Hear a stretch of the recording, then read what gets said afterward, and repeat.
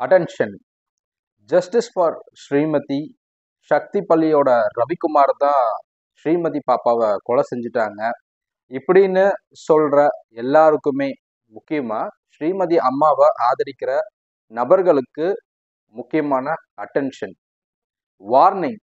Warning எதுக்கு அப்படின்னா, கமெண்ட்ஸ்ல வந்து உடல் அமைப்பை வச்சு கிண்டல் பண்றதும், இல்லை வந்து பார்த்தீங்கன்னா எதுன்னே தெரியாம வந்து கேவலமா பேசுறவங்களுக்கும் இவங்களுக்கெல்லாம் ஒரு வார்னிங். ஏன்னா அந்த மாதிரி பேசுறவங்களுக்கு என்ன பண்ணுவோம் அப்படிங்கறத வந்து இந்த சேனல் ஆரம்பிக்கும் போது நம்ம முதல் வீடியோ வந்து ஸ்ரீமதியோட மரணத்தை பத்தி நம்ம வீடியோ போட்டிருந்தோம்.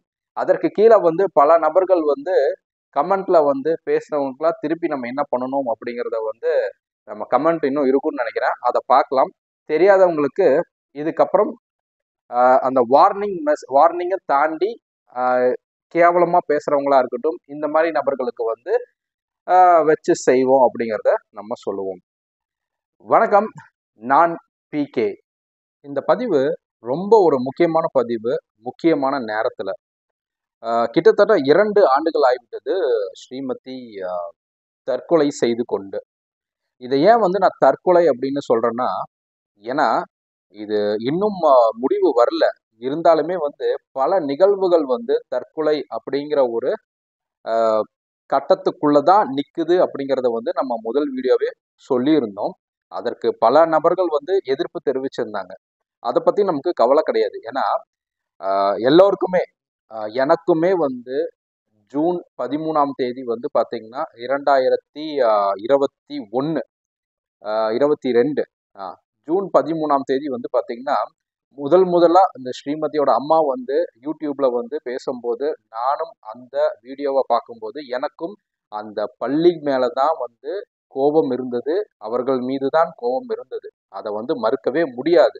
ஆனா அதற்கு அப்புறம் நடந்த பல சம்பவங்களா இருக்கட்டும், இல்ல அவங்க அம்மாவே வந்து வெளியே பேசினதா இருக்கட்டும், இல்ல அந்த அம்மாவுக்கு ஆதரவா நின்று பல யூடியூபர்ஸ் வந்து பேசின விஷயங்களா இருக்கட்டும், இதெல்லாம் நம்ம பார்க்கும்போது பல இடங்கள்ல வந்து சந்தேகங்கள் மற்றும் பல இடங்கள்ல வந்து இதெல்லாம் நடந்திருக்குமா அப்படிங்கிற ஒரு எண்ணங்கள் வந்து ஏற்படுது. அதை வந்து மறுக்கவே முடியாது. சரி, இப்ப நான் டைரக்டா வந்து விஷயத்துக்குள்ள போயிடுறேன். ஸ்ரீமதியோட அம்மா வந்து ஸ்ரீமதி அம்மா சேனல்ல வந்து இன்னைக்கு ஒரு வீடியோவை போஸ்ட் பண்ணியிருந்தாங்க.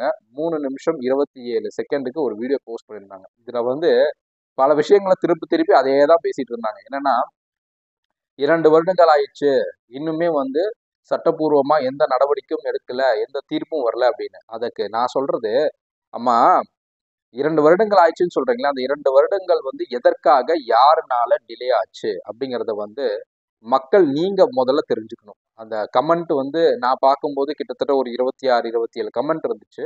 அந்த கமெண்ட்டுக்கு நான் பின்னாடி வரேன். அந்த 27 நபர்கள் கமெண்ட் பண்ணியிருந்தீங்க இல்லையா, அந்த கமெண்ட் பண்ணவங்களுக்காக நான் சொல்றேன். ஜஸ்டிஸ் ஃபார் ஸ்ரீமதினு கேட்டவங்களா இருக்கட்டும், அம்மா செல்வி அம்மா கூட நிக்கிறவங்க அப்படின்னு சொன்னவங்களா இருக்கட்டும், இவங்க எல்லாருமே அவங்க அவங்க மேல வந்து கோவப்படுற அளவுக்கு ஒண்ணுமே இல்லை. ஏன்னா அவங்க மேல வந்து பரிதாபம் தான் வருது. இன்னுமே வந்து உலகம் என்னன்னு தெரியாம இருக்கீங்களே, இன்னும் வந்து விஷயங்கள் இன்னும் தெரியாம இருக்க, அந்த அம்மா சொல்றதை மட்டுமே நம்பிட்டு இருக்கீங்களே அப்படின்னு நினைக்கும் போது, முதல்ல அந்த அம்மா 2 வருடம் ஆயிடுச்சுன்னு சொல்றாங்கல்ல, யாருனால இந்த டிலே? அந்த அம்மா வந்து கரெக்டான டைம்ல போய் ஆஜராகி கோர்ட்டுக்கு போகணும். சம்மன் வரும்போது கோர்ட்டுக்கு போகணும். ஹியரிங் வரும்போது கோர்ட்டுக்கு போகணும். கோர்ட்டுக்கு போறது கிடையாது. அதே மாதிரி போனை சப்மிட் பண்ண சொல்லும் போது போனை வந்து கொடுக்கணும். அதை விட்டுட்டு 6 மாசமா என்கிட்ட போனே இல்லை, அது ரிப்பேர் ஆயிடுச்சு, அது ஆயிடுச்சு, இதாயிடுச்சு அப்படின்னு சொல்லி இழுத்தடிச்சு கடைசியில போனை கொடுத்தாங்க.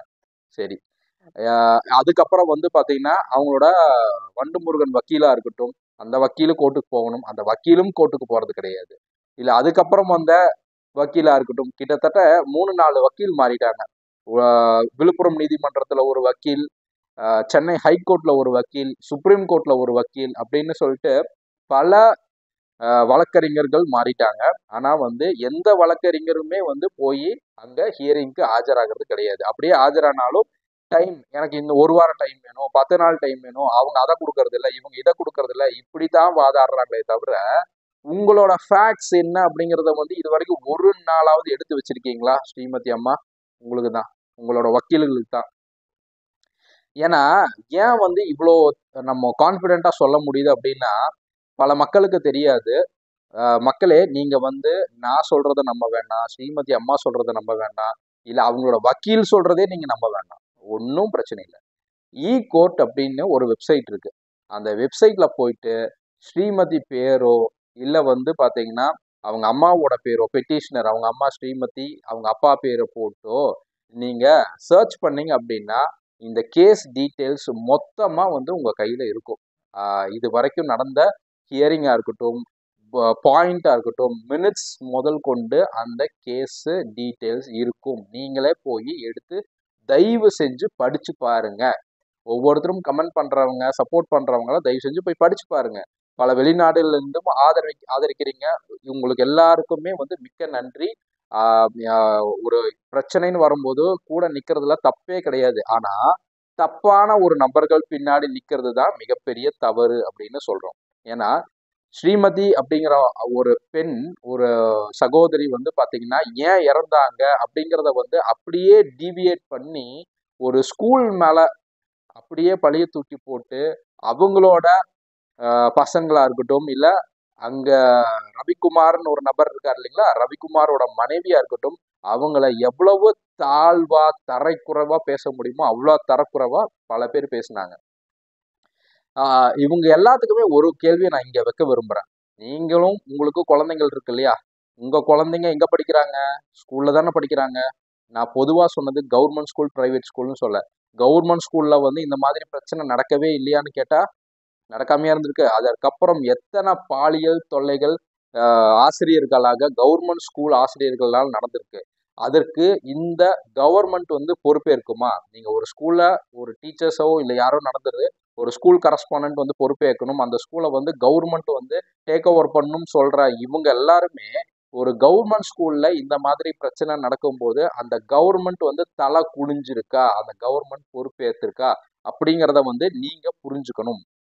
முதல்ல இந்த மாதிரி பிரச்சனைகள் எல்லா பக்கமே இருந்திருக்கு. நான் இல்லைன்னு சொல்லவே இல்லை. ஆனா இந்த ஸ்ரீமதி வழக்குல ஸ்ரீமதியோட மரணத்துல வந்து பாத்தீங்கன்னா அந்த ஸ்கூல் பொறுப்பேற்கணுமா அப்படின்னு கேட்டா பொறுப்பேற்கணும். எதற்குன்னு கேட்டா அந்த மரணத்துல வந்து பாத்தீங்கன்னா விழுந்தோன்னு வந்து சில சிக்கல்கள் இருந்திருக்கு. அந்த பெண் வந்து தற்கொலை செய்திருக்காங்களா, அந்த தற்கொலை செஞ்சதுல உடனடியா வந்து போலீஸ வர வச்சிருக்கணும், ஆம்புலன்ஸை வர வச்சிருக்கணும். இவங்க ஏன் தூக்கிட்டு போனாங்க, இந்த இடமெல்லாம் ஒரு கிரே ஏரியாவா இருக்கு. ஏன் இப்படி பண்ணாங்க அப்படிங்கிறதுலாம் அவங்க அம்மாவுக்கு ப்ராப்பரா கூப்பிட்டு ரெஸ்பான்ஸ் பண்ணி சொல்லியிருக்கணும். அவங்க அம்மா வர வரைக்கும் அங்கே இருந்து அவங்கள இது பண்ணியிருக்கணும். அதற்குமே வந்து நிறைய வந்து விஷயங்கள் இருக்கு. ஏன்னா வந்து போலீஸ் என்கொயரி இதெல்லாம் நடந்துட்டு இருக்கிறதுனால இதெல்லாம் தூக்கி ஓரத்துல வைப்போம். ஆனா அந்த பெண்ணோட மரணத்திலையும் அந்த ஸ்கூலுக்கும் எந்தவித சம்பந்தமும் இல்லை அப்படிங்கிறது வந்து பட்டவர்த்தனமா வந்து தெரிய வர ஒரு விஷயம்தான். ஆனா இந்த அம்மா வந்து அந்த பெண்ணை வந்து எவ்வளவு கொடுமைப்படுத்திட்டாங்க. 12ஆம் தேதி என் பாப்பா அவ்வளோ கொடுமை அனுபவிச்சிருக்குது, அவ்வளோ இது பண்ணிருக்குது, அது பண்ணிருக்குன்னு. இதற்கு வந்து இந்த இடத்துல வந்து நான் ஒரு விஷயத்த நான் சொல்ல விரும்புறேன். இந்த வீடியோவோட டிஸ்கிரிப்ஷன்ல வந்து ஒரு லிங்க் நான் அட்டாச் பண்றேன். சொல்வதெல்லாம் உண்மையில வந்து பாத்தீங்கன்னா இதே ஒரு 11ஆம் வகுப்பு படிக்கும் மாணவி வந்து காதல் விவகாரம். அந்த காதல் விவகாரத்துல அந்த பள்ளி மாணவி வந்து பாத்தீங்கன்னா சில விஷயங்களை சொல்லுவாங்க. இது அப்படியே வந்து இந்த ஸ்ரீமதி வழக்குல வந்து ஒத்து போகுது. இதை தயவு செஞ்சு நீங்க பாருங்க. இந்த வீடியோவை பாருங்க. நான் டிஸ்கிரிப்ஷன்ல ஆட் பண்றேன். அந்த சொல்வதெல்லாம் உண்மை எபிசோட பாருங்க. உங்களுக்கு தெரிய வரும். ஒரு 11ஆம் வகுப்பு படிக்கிற மாணவிக்கு வந்து காதலுங்கிறது வந்து பாத்தீங்கன்னா சர்வசாதாரணம் தான். ஆனா அதை வந்து இந்த பெற்றோர்கள் எப்படி ஹேண்டில் பண்றாங்க, அத மூலியமா வர்ற எவ்வளவு பிரச்சனைகள் பின்னாடி வருது, அந்த பெண்ணை எவ்வளவு கொடுமைப்படுத்துறாங்க அப்படிங்கறதெல்லாம் வந்து பாத்தீங்கன்னா அதுல வந்து அந்த பெண் சொல்லியிருக்கிறத நீங்க கேட்கலாம். இதே மாதிரிதான் இந்த ஸ்ரீமதி வழக்கிலும் அவங்க அம்மா பண்ணிருக்க கூடாது அப்படிங்கிறதுக்கு என்ன நிச்சயம் இருக்கு? முதல்ல அதுக்கு நீங்க பதில் சொல்லுங்க. சக்தி மெட்ரிகுலேஷன் பள்ளியோட ஆசிரியர்களா இருக்கட்டும், இல்ல வந்து தாளாளரா இருக்கட்டும், கரஸ்பாண்டன்ஸ் இவங்க எல்லாம் கொடுமைப்படுத்துறாங்கன்னு சொல்ற பொதுமக்கள் ஏன் அவங்க அம்மா கொடுமைப்படுத்தி இருக்க கூடாது? ஏன் வந்து தற்கொலையா இருந்திருக்க கூடாது? அதை வந்து நீங்க யோசிச்சு பார்த்தீங்களா? அதை வந்து நம்ம பேசணும். சரி, செகண்ட் விஷயம் வந்து ஒரு விஷயம் நம்ம தெளிவுபடுத்தணும். அந்த கமெண்ட்ஸ்ல வந்து பாத்தீங்கன்னா 2 நபர்களை வந்து நம்ம முக்கியமா இங்க ஹைலைட் பண்ணி காமிக்கணும்னு நான் நினைக்கிறேன். ஒன்னு ஆர் பிரபுன்னு ஒருத்தர் கமெண்ட் பண்ணியிருந்தாரு. சக்தி மெட்ரிகுலேஷன் பள்ளியில படிக்கிற மாணவிகள் எல்லாமே கால் கேர்ள்ஸ் அப்படின்னு ஒரு கமெண்ட் போட்டிருந்தாரு. இந்த மாதிரியான மனநிலை இருக்கிற இந்த மாதிரியான கழுசடைகளுக்கெல்லாம் வந்து நம்ம என்ன சொல்லணும்? ஏண்டா டேய், மன்னிக்கணும். இது வரைக்கும் நான் வந்து பொறுமையாக தான் பேசிட்டு இருந்தேன். ஏண்டா நீ வந்து அதுல படிக்கிற மாணவிகள் எல்லாமே கால் கேர்ள்ஸ்ன்னு சொல்றியே, அப்போ ஸ்ரீமதியும் சேர்த்து தான் நீ சொல்றியா? ஏண்டா அறிவுங்கிறது உனக்கு ஏதாவது இருக்காடா? உனக்கு இந்த மாதிரி கமெண்ட் போட்டிருக்கிறவங்க வந்து மேபி அவங்களுக்கு புள்ளக்குட்டி இருந்திருக்காது, கல்யாணம் ஆயிருக்காதுன்னு தான் நினைக்கிறேன். அப்படி ஆயிருந்துச்சு, உனக்குன்னு ஒரு பொண்ணு வந்துச்சு, உன்னோட பொண்ணும் ஒரு ஸ்கூல்ல படிக்குது அப்படின்னா அந்த பொண்ணை வந்து இந்த மாதிரி யாராவது சொன்னாங்கன்னா நீ ஏத்துக்குவியாடா? அறிவு கட்ட. இதோட முடிச்சுக்குவோம். இன்னொரு கமெண்ட் வந்து ரவிசங்கர் மணிமேகலை அப்படின்ட்டு சொல்லிட்டு ஒருத்தர் போட்டிருந்தாரு. உன்னோட நாடகத்தெல்லாம் நிறுத்து, இன்னொரு என்ன சொல்லு, இன்னொரு போராட்டமோ வன்முறைக்கோ வந்து நீ தூண்டாத அப்படிங்கிற மாதிரி போட்டிருந்தாரு. அவருக்கு வந்து உண்மையிலேயே வந்து ஒரு சல்யூட் நம்ம சொல்லணும். ஏன்னா வந்து அவர் வந்து புரிஞ்சிருக்காரு, அட்லீஸ்ட் வந்து ஒருத்தராவது புரிஞ்சு போட்டிருக்காரு அப்படிங்கிறதுக்கு வந்து நம்ம சந்தோஷம். ஸோ இது மாதிரி வந்து இந்த ஸ்ரீமதி அம்மா வந்து ஒரு சேனலை ஓப்பன் பண்ணி இந்த மாதிரி டெய்லி ஒரு வீடியோ போட்டுட்டு இருக்காங்க அப்படிங்கிறத நம்மளும் வந்து நம்ம பார்த்துட்டு தான் இருக்கோம். இவங்க மட்டும் இல்லை, உங்களில் ஒருத்தியா இருக்கட்டும், அந்த வடிவேலா இருக்கட்டும், இந்த மாதிரி பல நபர்கள் வந்து வீடியோ போட்டுட்டு இருக்காங்க. நம்ம அதை பார்த்துட்டு தான் இருக்கோம். இதுக்கு வந்து நம்ம ரியாக்ட் பண்ணக்கூடாதுன்னு நினைச்சாலும், ஆனா இந்த மாதிரியான விஷயங்களை வந்து நம்ம பேசாம இருக்கிறதும் மிகப்பெரிய தவறு அப்படிங்கறத வந்து நம்ம அவங்களே உணர்த்திட்டு இருக்காங்க. இதுக்கப்புறமும் இந்த மாதிரியான வீடியோக்கள் போட்டா இதற்கு நம்ம திருப்பி பதிலடி கொடுக்குறோமா, பதிலடி வீடியோ வந்து போடப்படும் என்பதையும் இப்போ நம்ம சொல்லிக்கிறோம். நன்றி.